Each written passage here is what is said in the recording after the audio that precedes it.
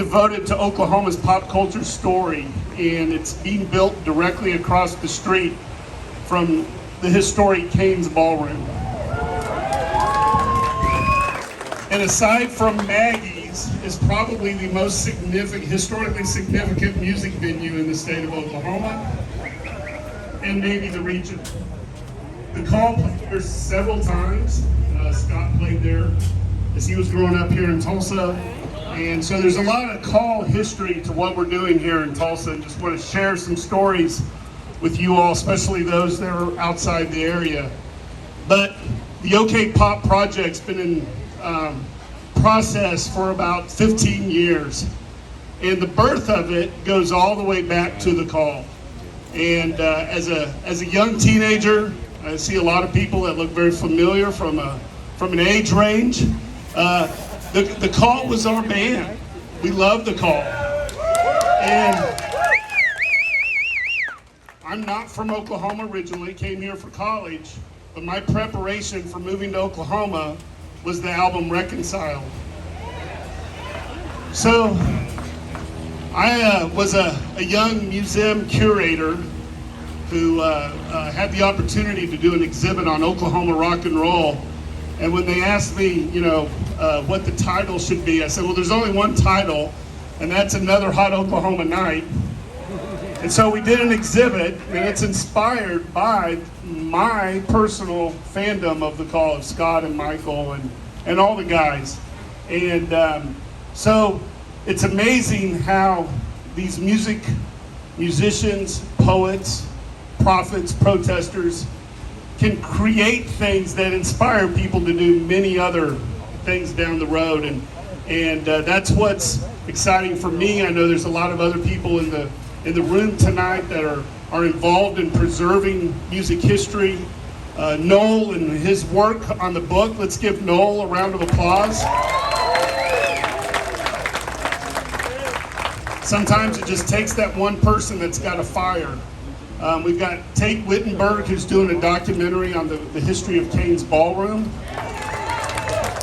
And so many of you that I see at different venues and music events around the state. It's exciting that you're all here tonight. Well, I'm not going to talk a whole lot, but I did want to talk about the impact of the Call. And this year is their 40th anniversary from their first release. Very, very exciting. And also, of course, August is unfortunately a sad anniversary, the month we lost Michael 11 years ago.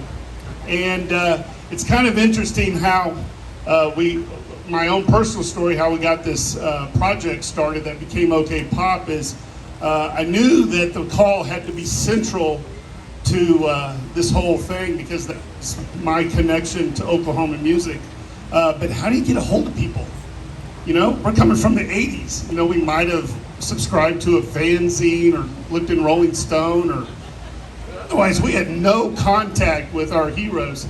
And of course, this little thing called the internet changes all of that. And I'll take you back in a real deep dive on history. There was actually a social media platform called MySpace. I don't know if anybody remembers. But the two things I did is researched MySpace and found that Scott Music had a music store here in Tulsa, found the phone number, called and said, hey, can I talk to Scott?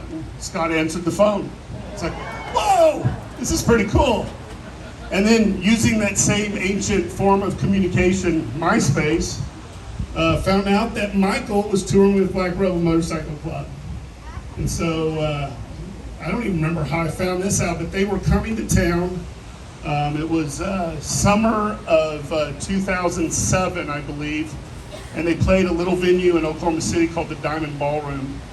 And I knew that Michael was working sound, and so I got there early. It was Father's Day, which was hugely appropriate, and saw the guys come out. I'm like, oh, there's Michael Bean. He gets on his bus, and I said, well, I guess this is as good a time as ever. So I went and knocked on the bus door.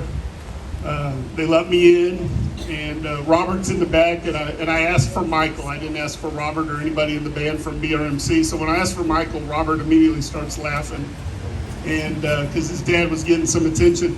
And I told him, I said, we're doing an exhibit on Oklahoma rock and roll, and I want to title it Another Hot Oklahoma Night, and I wanted your permission to do that.